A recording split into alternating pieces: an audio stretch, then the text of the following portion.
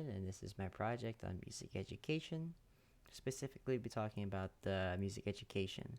So, music education and its benefits uh, mainly focus on language, verbal communication, phonetics, reading, a lot of the speech related parts of development, and more things about music is that it also increases cognitive function, executive function, and benefits other curriculars. So outside of just music, you're gonna improve in math, reading, and other things as well.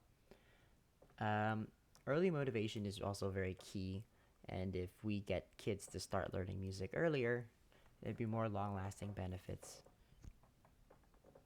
Regardless of race or socioeconomic status, the Slater paper mentions that music school programs are correlated with better performances in academic areas, SAT scores, reading, and higher graduation rates and lower dropout rates. Um, More reasons would include fine motor skills, the decentering and theory of mind, and as well as executive function, as I mentioned before. So I'll be targeting the low SES community specifically because of a number of things. One of the things comes from the Slater paper called the Matthew effect, where if a child starts to fall behind at like a younger age, he'll start to fall behind more and more as they get older.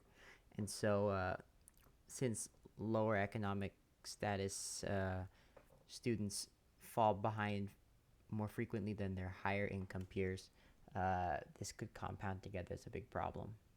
So the Slater paper tried to mitigate the effects of a low SES by doing music training with their students. And so, as you can see in the red line, they were able to keep their scores at the same place or improve them, as opposed to the control group where they both scores got worse. So my big point here is making good impacts at an early age is key to supporting good development in any child.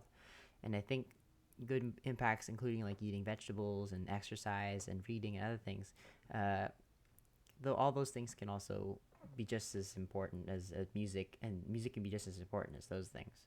So an early music education exposure can lead to larger and longer lasting benefits.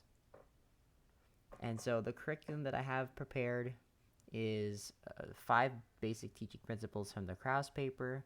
The Krause paper, in summary, interviewed a bunch of music educators and they figured out a good curriculum for teaching kids.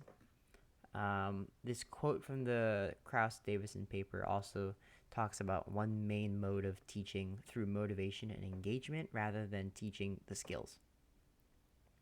And so, if I were to put this together, I'd have a band, an orchestra, a guitar group, a piano and keyboard class, a percussion group, and a choir. And so, while working with the local high schools, we can get together to make a really good community setup where we can teach the low SES community things about music and get them interested and excited about it. Thank you for listening.